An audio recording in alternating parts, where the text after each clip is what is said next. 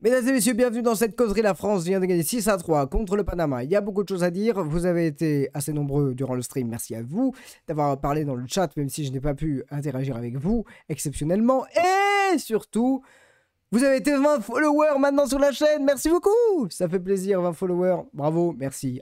Bravo. Mesdames et messieurs, on va parler du résumé de ce match. Et on va parler de ce match un petit peu plus longtemps parce qu'il y a beaucoup de choses à dire, tandis que je fais absolument n'importe quoi. Alors, à noter que... Oui, on parlera des autres résultats après. Mesdames et messieurs, d'abord, résumé du match. Le Panama nous surprend dès la première minute avec un but de Martha Cox. Avec un coup franc exceptionnel qui nous fait assez mal et qui nous fait peur d'abord d'entrée. Et puis finalement, l'équipe de France reprend le dessus, gère beaucoup mieux et on a égalisation. Ah, il a été attribué à Maël Lacrar ce but parce qu'elle a été déviée par une défenseur côté panaméen. Mais du coup, non, ça sera pour Maël Lacrar, donc bravo pour ce but de la tête à la 21e minute. Puis, la France déroule avec un triplé de Diani à la 28e, 37e et 52e minute de jeu. Avec 2 pénaltys très bien tirés, notamment. Et puis, début de seconde période, le Panama, sur pénalty, après une grosse faute sans conséquence, mais la charge de De Almeida en pleine surface, eh bien, Pinzon transforme un pénalty qui a dû être retiré, mais 2 fois tiré parfaitement, et Pauline Piromagnan ne peut rien. Avant, c'est vrai qu'il y avait Le Garec, my bad là-dessus. Donc oui, il y avait Diani, Le Garec, avec un centre qui allait directement dans le but. Et puis, nous avons eu Diani sur pénalty à la 52e pour nous offrir le 5-1. Le 5-2 pour le but pour le Panama pour le 5-2 avec Pinzon à la 64e minute. Puis, le but de Cedeno à la 87e minute avec un cafouillage dans la surface et Pauline Piroméen qui n'arrive pas à gérer sa sortie et qui se fait lober dans un premier temps et la balle rebondit sur la barre et revient sur Cedeno qui marque et le but va être validé après check de la VAR et donc ça faisait 5-3.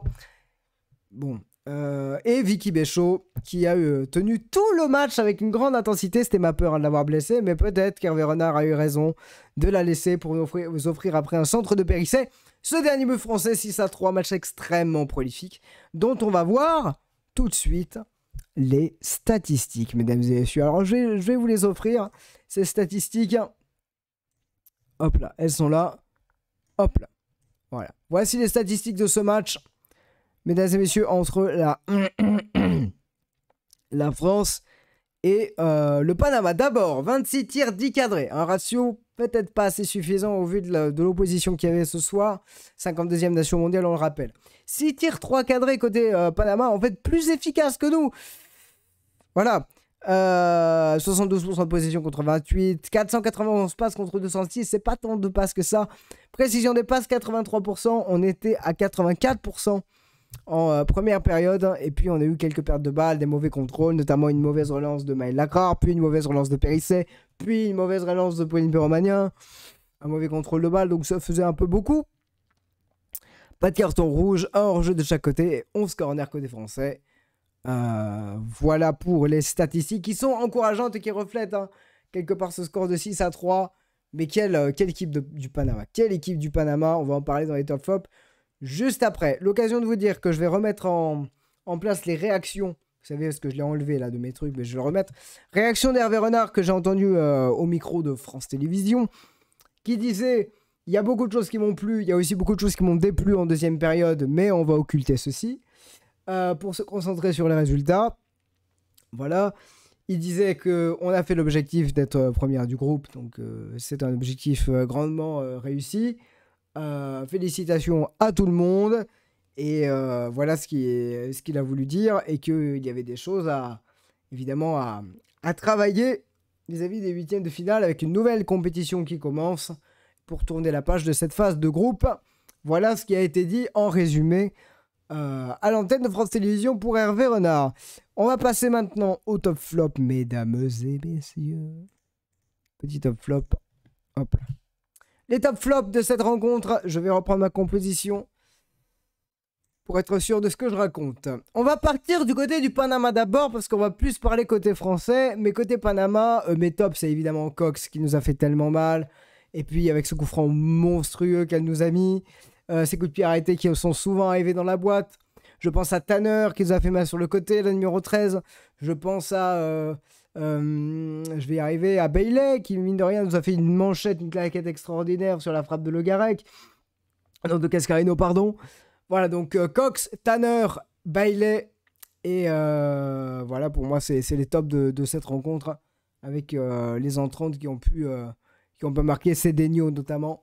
Donc félicitations à cette équipe du Panama. Les flops, c'est Salazar pour son but contre son camp, qui nous permet de revenir avec cette tête de Maël Lacrar. Et puis la défense en général, hein, Reyes, Pinzon aussi. Félicitations à Pinzon, parce que je crois que c'est elle qui marque le penalty. Donc voilà, côté Panama, ça a été une grande rencontre, une rencontre référence pour elles. Elles ont fêté avec leur public d'avoir mis 3 buts à l'équipe de France. Donc bravo à cette équipe du Panama. Côté français, on va parler français. Alors, dans mes tops ce soir, Diani forcément, triplé, grande efficacité, 2 pénaltys sans trembler. Je vais mettre Béchaud pour tout le travail qu'elle a fait pendant 100 minutes. Vous vous rendez compte ? Il va falloir faire attention à la récupération. Béchaud, 100 minutes de jeu, but à la fin. Bravo, tout le temps là, tout le temps présente, percussion. C'est l'une des révélations de cette équipe de France pour moi. On peut saluer également le match de Bacha. Parce que toujours avec se donner à 1000% à chaque fois, à faire des courses, elle perd la balle et revient en courant pour la récupérer. C'est fantastique. Le match de Cascarino qui s'est beaucoup projeté et qui a bien défendu sur quelques ballons chauds dans les dernières minutes. Et voilà pour les tops. Et là, vous allez me dire, Gayoro également, pardon. Gayoro pour le top, parce que toujours contrôle de balle nickel, capacité de donner et capacité d'être là aussi dans l'entrejeu. Donc Gayoro, félicitations. Donc les tops côté français, Diani, Bacha, Gayoro, Béchaud. Et Cascarino. Et puis, il y a des matchs comme ça où il y a des joueuses qui n'y arrivent pas. Alors, on a déjà une première joueuse qui n'y arrive pas. C'est Elisa de Almeida. Elle a été absente pendant les 2 dernières rencontres. Qu'est-ce que tu veux faire? Voilà. Et le problème, c'est qu'elle fait cette faute inutile, hein, dans la surface, donc du Panama, qui leur offre le penalty du 5-2. Jamais elle doit faire cette faute, parce qu'en plus, il y avait Cascarino qui était déjà sur la joueuse, et elle arrive derrière, pas derrière exactement, mais en sautant et en s'appuyant. Elle doit jamais faire cette faute, même s'il y a l'engagement. Et puis elle n'a pas été en confiance sur les premières minutes, Elisa de Almeida. Donc pour moi, c'est le grand flop de ce match. Elle n'a pas été dedans jusqu'au bout, elle a eu du mal. Voilà, je n'ai pas aimé le match d'Almeida. J'adore cette joueuse pourtant, vous le savez, mais elle n'a pas été dedans, c'est comme ça. Voilà.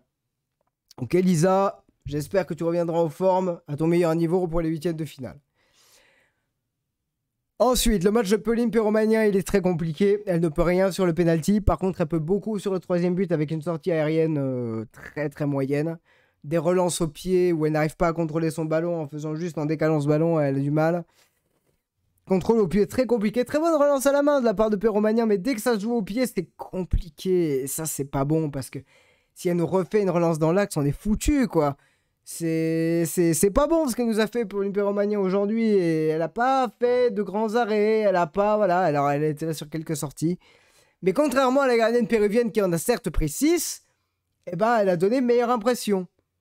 Parce que la gardienne panaméenne, pardon, excusez-moi.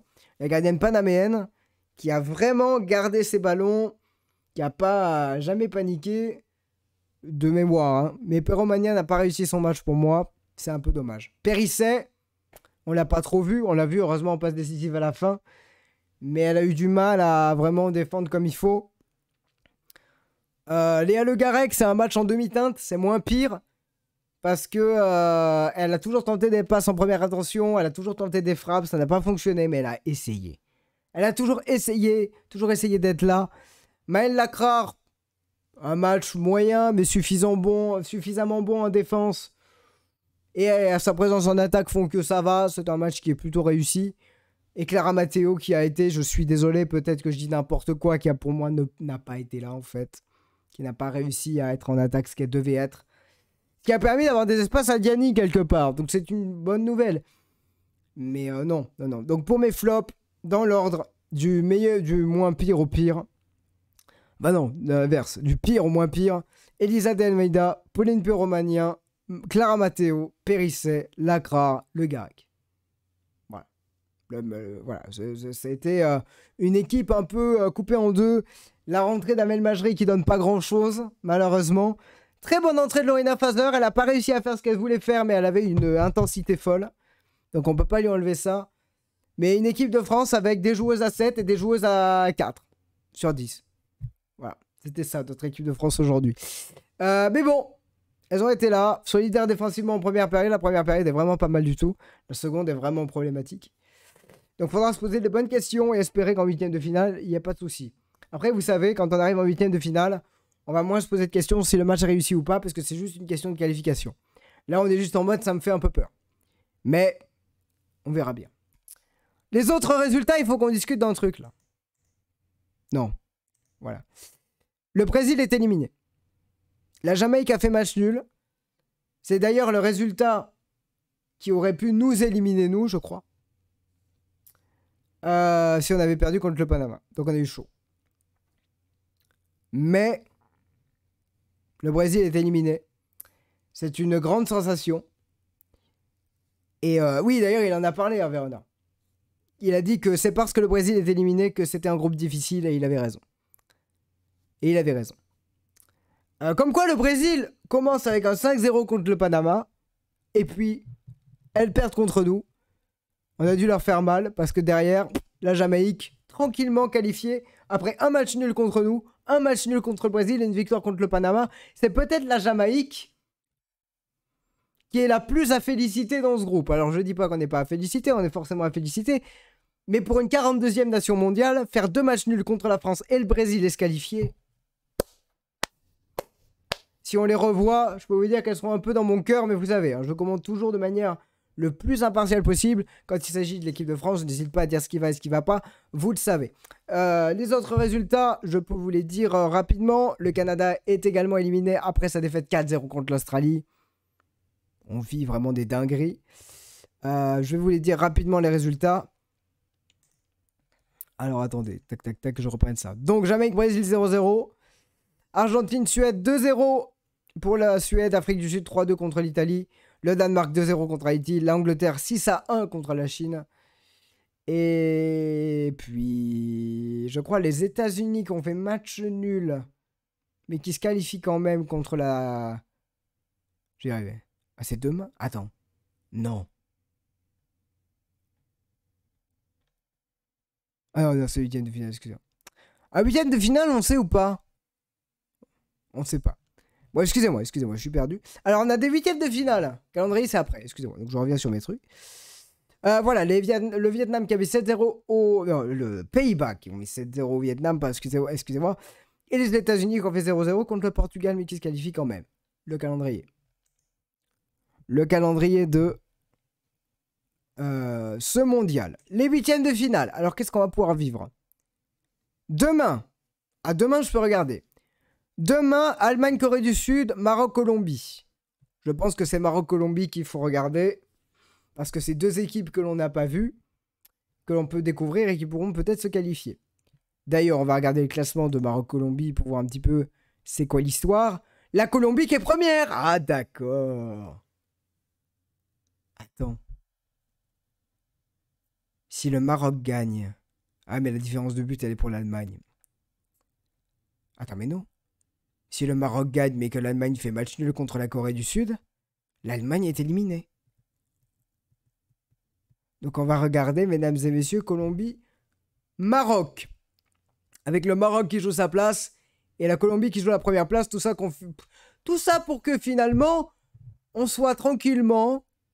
Ah, par contre, si la Colombie et la Maroc... Ouais, excusez-moi. Donc oui. Donc en fait, demain, si la Colombie gagne, on joue l'Allemagne en huitième de finale. Donc tout ça pour ça. Voilà. Si l'Allemagne gagne et que la Colombie perd contre le Maroc, c'est l'Allemagne qui passe devant à la différence de but. Donc on suivra ça demain. Mais, au niveau des huitièmes de finale. Finale. Excuse-moi. Qu'est-ce que je fais? N'importe quoi. Voilà. Alors, week-end de finale. Je regarde mon emploi du temps. Ah oui, je ne serai pas là. Je serai là à partir, malheureusement. Je serai là à partir de lundi. Avant, France, on verra bien. Donc, on va vivre ensemble. Ah, j'aimerais bien vous le faire, ça. Mais je sais pas. Ah, dommage. Ah, samedi. Ah ouais, mais non. Ah oui, il faut peut-être que je vienne... Ah, je sais pas. Parce que ce week-end, il y a des dingueries. Il y a Suède, États-Unis.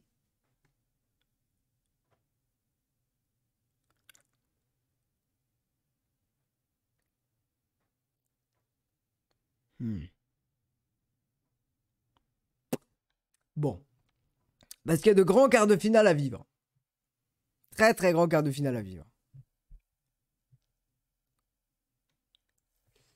On a... Excusez-moi, je réfléchis à des trucs. On a Japon, Norvège, Suède, États-Unis, Pays-Bas, Afrique du Sud, Suisse, Espagne, Angleterre, Nigeria, Australie, Danemark.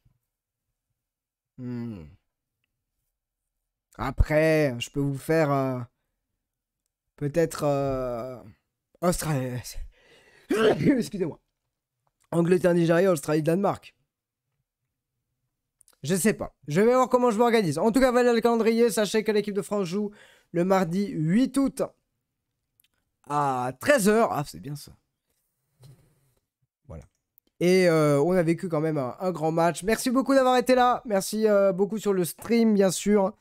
Vous avez été présents. Merci pour les 20 followers. On continue l'aventure ensemble, mesdames et messieurs. Allez les bleus. Félicitations. Ciao, ciao.